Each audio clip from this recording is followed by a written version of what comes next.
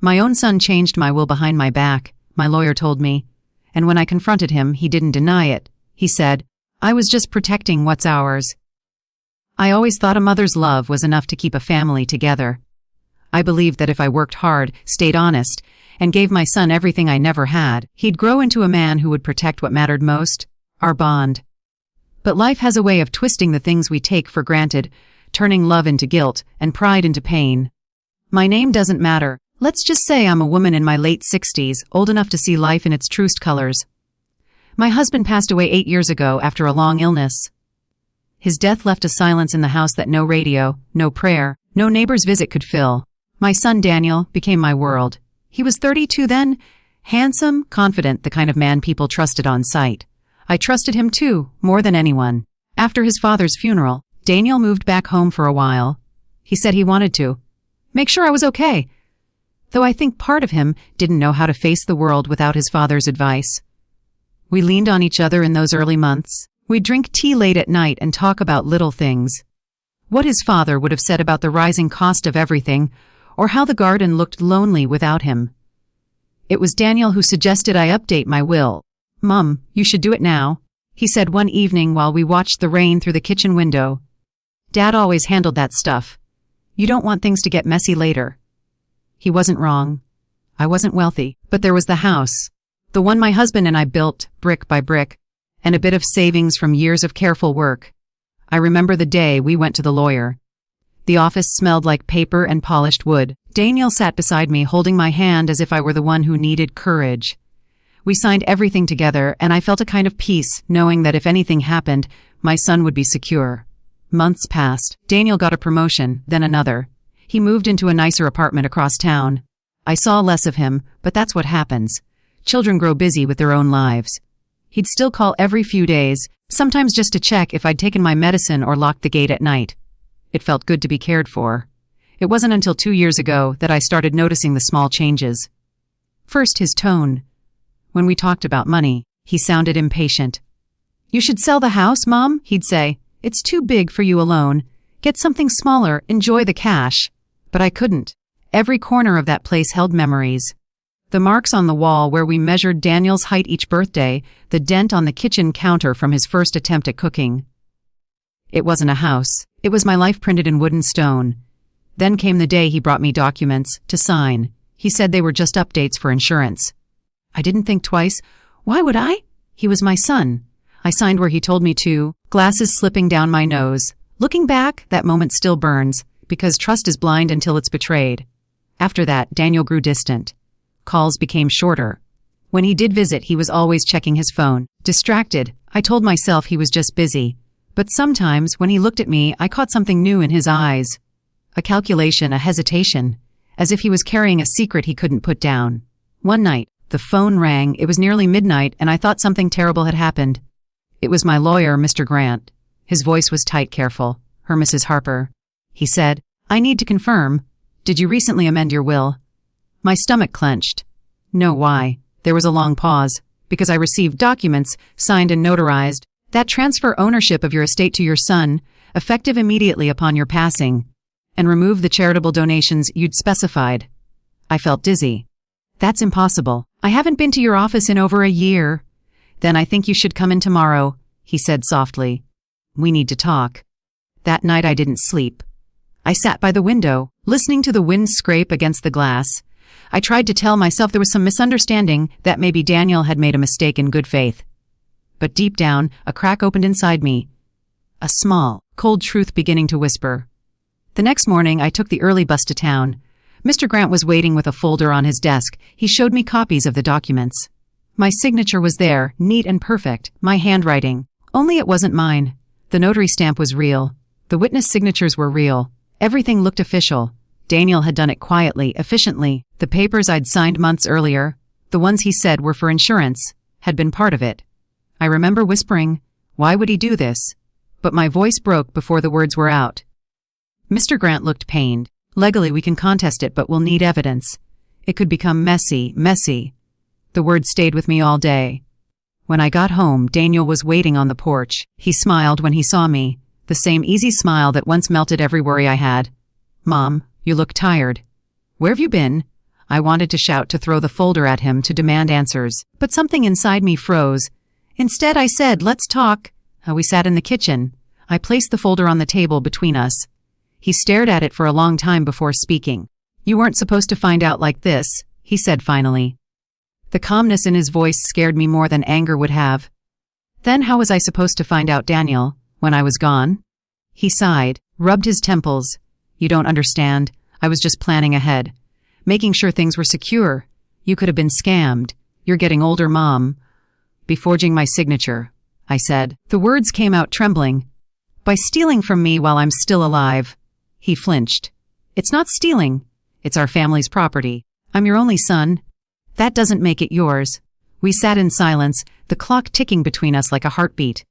"I was going to tell you," he said. "After everything was settled, you'd thank me one day."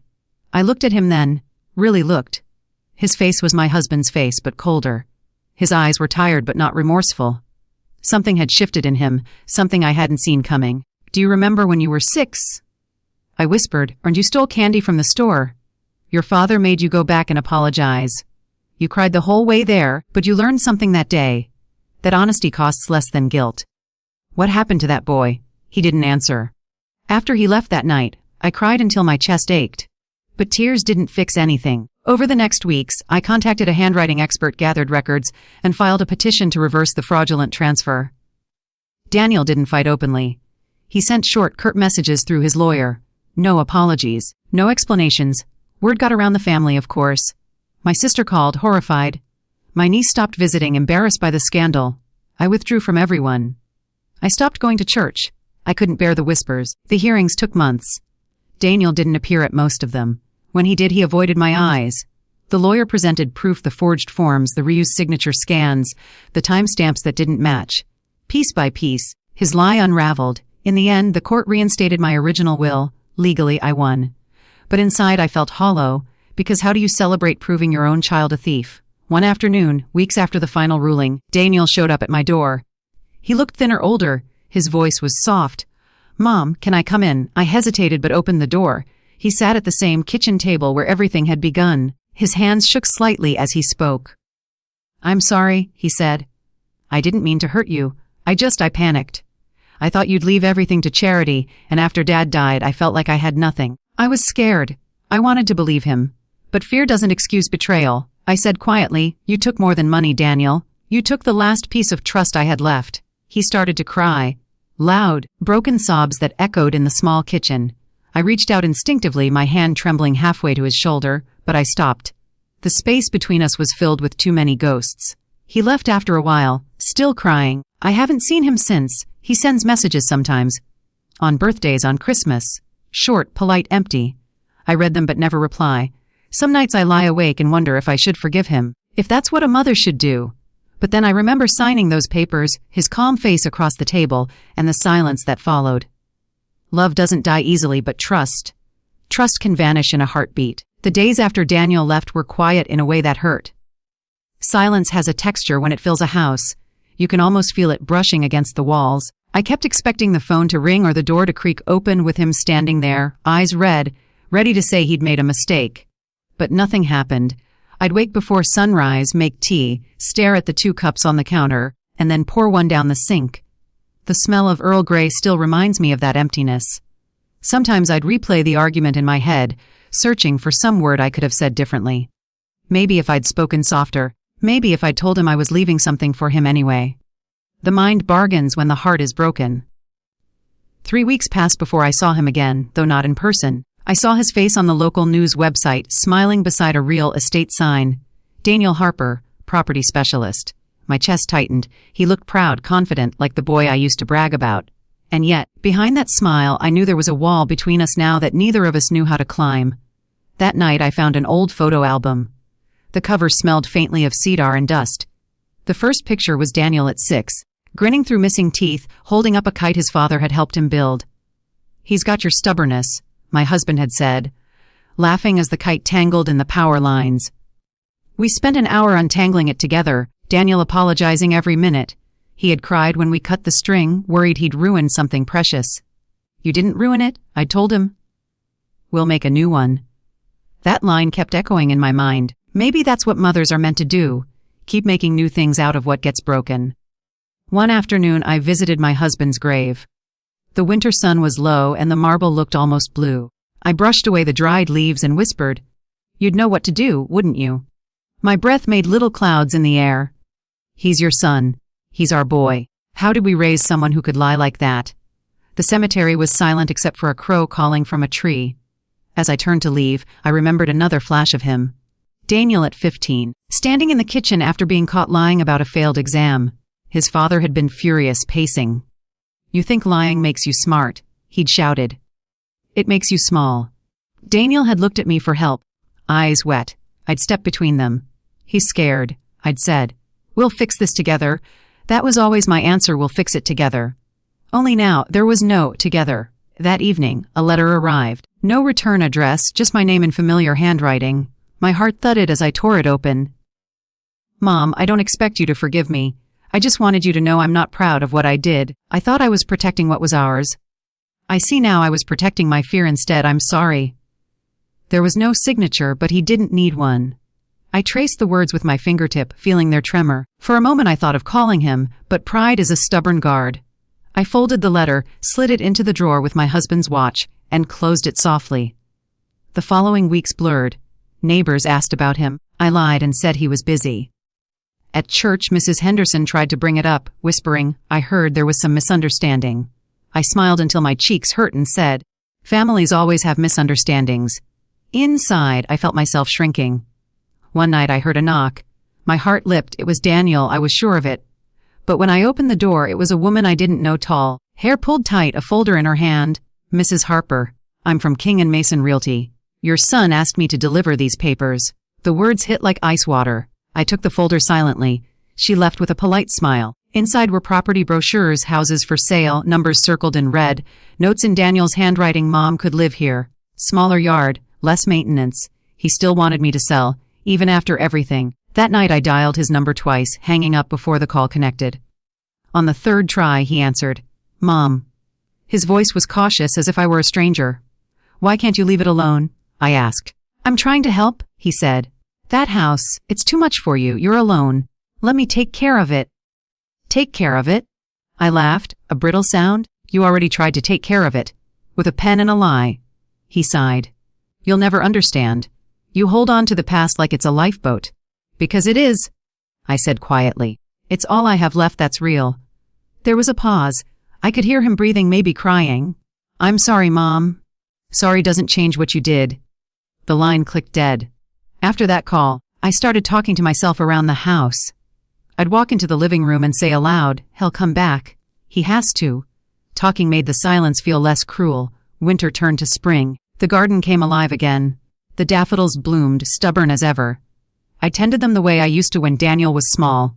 He'd once told me, "They look like little suns." I whispered that line to the blossoms, pretending they could hear me. One afternoon, while pruning roses, I heard footsteps on the gravel path. My heart leapt, but when I turned, it was my neighbor, George, an old friend of my husband's. "Haven't seen Daniel around," he said gently. "He's busy." I lied again. George nodded. "Kids get lost sometimes. They find their way back." I wanted to believe that. I really did. That night I dreamed of my husband again. He was sitting on the porch, whittling wood, sunlight on his shoulders. "He'll come home," he said in the dream. "But it'll cost him." When I woke, the pillow was damp. Weeks later, another letter arrived, this time from a bank. My heart raced before I even opened it. Inside was a notice: joint account closed at customer request. Daniel had closed the account we once shared for household repairs. I'd forgotten it existed. A small thing, but it felt like another door locking between us. I spent that evening writing in my journal. It wasn't for him, it was for me. I wrote about the smell of his baby blanket, the way he'd laugh when his father lifted him onto his shoulders, how he'd once said, "Mom, when I'm rich, I'll buy you a house made of chocolate." I wrote until my hand cramped. A month passed, then two. One Sunday, as I was watering the plants, the phone rang. It was Daniel's old friend, Mark. "Mrs. Harper, I thought you should know, Daniel's in the hospital. Nothing too serious, but he collapsed at work." They said stress. My breath caught. "Which hospital?" he told me. I didn't even change clothes. I just grabbed my purse and went.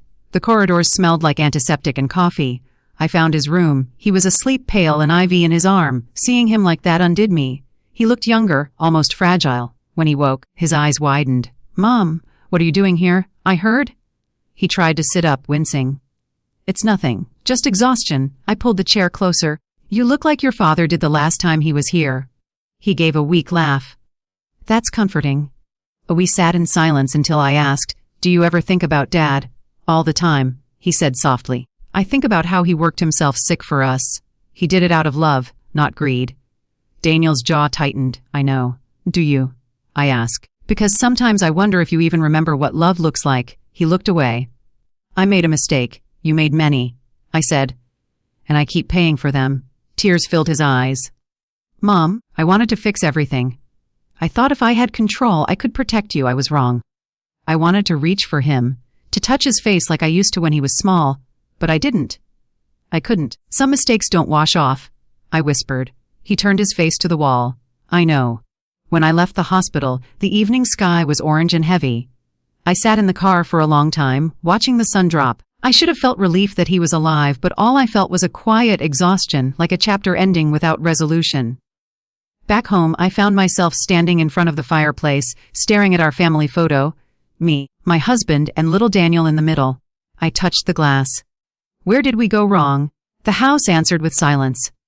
That night I dreamed again. This time of Daniel as a boy, running through the yard, shouting, "Catch me, Mom!" I chased him laughing, and just as I reached out, he vanished into the light. I woke up crying. I think that's when I realized the truth. The son I knew was already gone. The man who remained was someone else, someone I loved but could no longer trust. After the hospital visit, something in me began to shift. I stopped waiting for Daniel's apology to heal me. The wound had grown around the apology that never came. I went through my days like a ghost haunting her own house. The kettle still whistled at 6, the clock still chimed on the hour. But everything felt rehearsed, like I was acting out a memory rather than living a life. A month later, Daniel sent a single text, "I'm okay. Don't worry." No greeting, no closing. Just those words, as if caring was a nuisance. I stared at the screen until the letters blurred.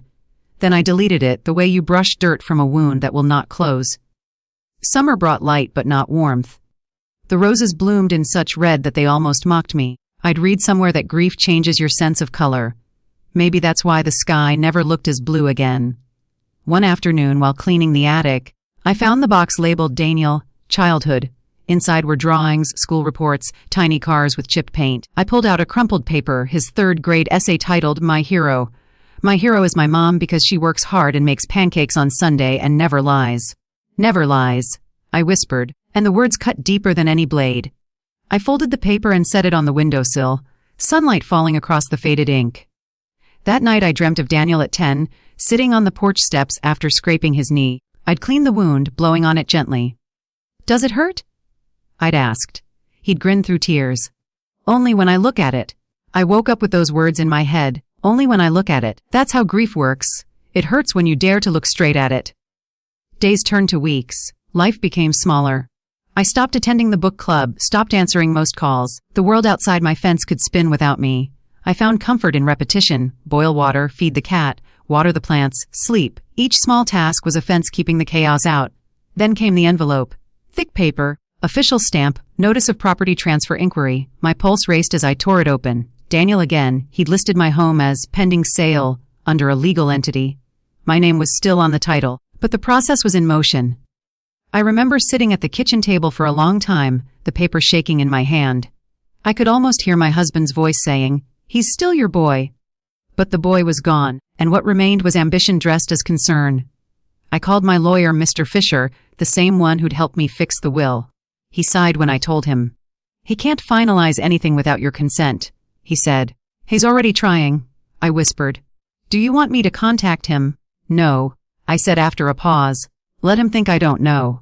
That night, I turned off every light in the house and sat by the window. Outside, the moon cast long shadows over the garden.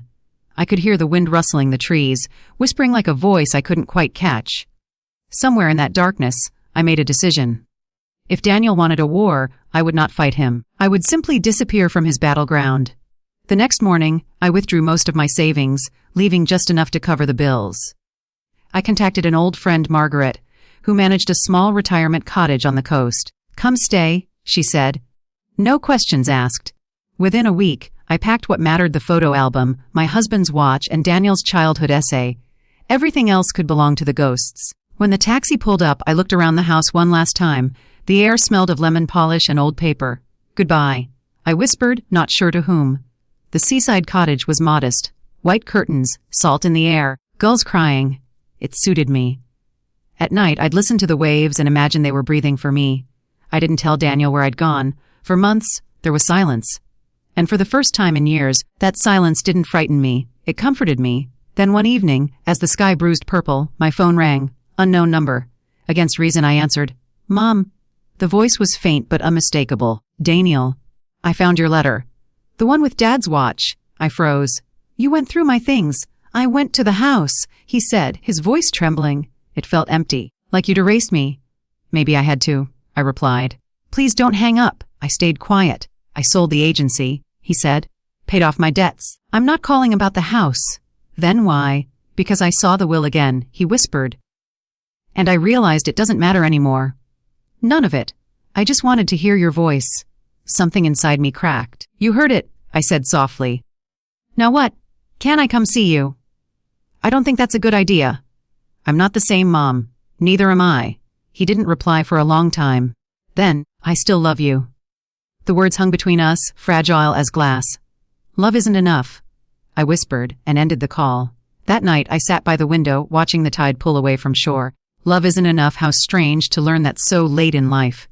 2 months later, a letter came from Mark again. Mrs. Harper, I thought you should know. Daniel passed away last week. Heart failure. They said stress. Maybe guilt. His last request was for you to have this. Inside the envelope was Daniel's childhood essay, the one I'd left behind on the windowsill. Folded inside it was a small note in his adult handwriting. You were right, Mom. Some mistakes don't wash off. But I hope time softens them. I love you. I don't remember falling to the floor, but I remember the sound. The letter fluttering down like a bird with a broken wing. I didn't cry right away. The tears came days later, while I was pouring tea. One drop of water hit my hand, hot and sharp, and suddenly it all came out. The years, the words, the silence. After the funeral, I returned to the seaside cottage. I placed his note beside my husband's photo. For the first time, I spoke aloud without fear. I forgive you, I said. But it doesn't change what happened. The gulls cried above, and the sea kept moving, indifferent and eternal. Now, when I wake before sunrise, I still make 2 cups of tea. One I set by the window. The other I drink slowly, watching the horizon. Maybe the steam carries my words somewhere he can still hear them. I've learned that motherhood doesn't end with death or betrayal. It ends when forgiveness no longer needs an audience. Some mornings, I imagine Daniel as that little boy again, kite string in hand, shouting, "Look, Mom, it's flying." And for a heartbeat, it is. The memory, the love, the ache. All of it lifted for a moment by the wind. Then it drifts back down, and the house grows quiet again. And in that silence I live. A year passed. Seasons turned like pages I'd already read. The cottage had become more than shelter. It was a kind of waiting room between the life I'd lived and the one that was fading from memory. Most mornings I still woke before dawn. I'd listen to the sea tapping at the rocks, the same rhythm as my heartbeat, and think, so this is peace, small, steady, lonely peace. People from town would stop by sometimes, Margaret with her basket of apples, a neighbor's child returning my mail, the postman asking if I needed anything. I always smiled, thanked them, but I kept conversations short. Words cost energy, and I was saving what was left of mine for something else. The doctors had started visiting more often. They spoke gently, as if my body were a delicate vase that might crack if handled too firmly. "Your heart's growing tired," one of them said. I almost laughed. How could it not be, after all these years of breaking and mending itself? That night I sat by the window, Daniel's note in my hand. The ink had faded a little from the sea air, but the words were still there. I love you. I whispered back, I know.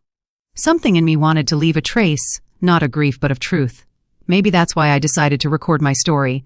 Not for fame, not for forgiveness, just to be heard one last time. I borrowed a small voice recorder from Margaret's grandson. He showed me how to press the red button. Just talk, he said, so I did. The first time I spoke into it, my voice shook. My name is Evelyn Harper. I began, and I want to tell you a story about a boy who once changed his mother's will. I talked for hours. About the accident that took my husband, the lie that took my son, the quiet that followed. I spoke about how love can twist itself into control, how guilt can masquerade as protection. Every pause between words felt like a wound breathing. Sometimes, while recording, I'd catch myself smiling through tears. I told stories of Daniel as a child. The way he'd hide behind the curtains during thunderstorms, how he'd sing to the dog, how he once painted my kitchen wall with chocolate syrup and said it was modern art. I wanted whoever listened to know he wasn't a villain. He was just human. Flawed, frightened, trying. When I finished, the recorder was heavy in my hand. I labeled the file, for Daniel, if he still listens. Then I tucked it into a wooden box beside his essay and my husband's watch. Winter came early that year. The sea grew rough, and the wind howled like a lonely choir. My health declined quietly, like a candle losing its flame one shiver at a time. One evening, Margaret found me sitting on the porch wrapped in a blanket, staring at the horizon. "You'll catch your death out here," she said. I smiled faintly. "I think it's already caught up with me." She sat beside me. "Do you want me to call anyone?" "Family." I shook my head. "He's gone. Let him rest." She didn't press further. Some silences deserve to stay untouched. That night, I dreamed again of the house we once shared. Sunlight pouring through the kitchen window, the smell of pancakes. Daniel laughing. Syrup on his chin, I felt my husband's arms around me. Everything was warm, ordinary, perfect. When I woke, the dawn light was spilling through the curtains, soft and golden. My chest ached, but in a familiar, gentle way. I wrote one final letter, not to Daniel, but to whoever might find my things. If you're reading this, then I've gone where silence can't hurt me anymore. The box by the window holds the story of a mother and her son. Please let it be heard, not for pity but for truth. Somewhere out there, a heart like his might still be saved by it. I signed it simply Evelyn. Then I placed the letter inside the box, closed the lid, and turned the key. Days later, the tide brought a storm. The sea thundered against the shore, rattling the windows. I sat inside, holding the photo of Daniel and me, the edges worn soft by time. "Do you remember this?" I whispered to the smiling boy. "You said you'd build me a house of chocolate. Maybe you did, and it melted." Lightning flashed, and for a moment I imagined I saw him in the doorway. Older, wiser, smiling the way he used to before pride took him away. "I forgive you," I said again, though maybe I was speaking to myself. When Margaret came the next morning, she found the cottage quiet. The tea kettle was still warm, 2 cups beside it, one untouched, as always. She found the wooden box on the table, the recorder inside, the little red light blinking, the last thing I'd left behind. She pressed play. My voice filled the room, soft but steady. "If you're listening, I want you to know something. Love doesn't die when people do. It lingers in the rooms, in the cups, in the spaces where words were once spoken. My son made mistakes. So did I, but love stays, even when it has nowhere left to live." The recording ended with a faint sound, waves crashing, then silence. Months later, a journalist visiting the coast heard about the story. They aired the recording on a local radio program called Whispers of Truth. People listened. Mothers, sons, strangers. Many wept. Some called their parents that night. Evelyn Harper's name never became famous. But her voice lived on, telling a story about betrayal and forgiveness, about the fragile thread between love and pain. And somewhere, maybe beyond words, Daniel heard it too.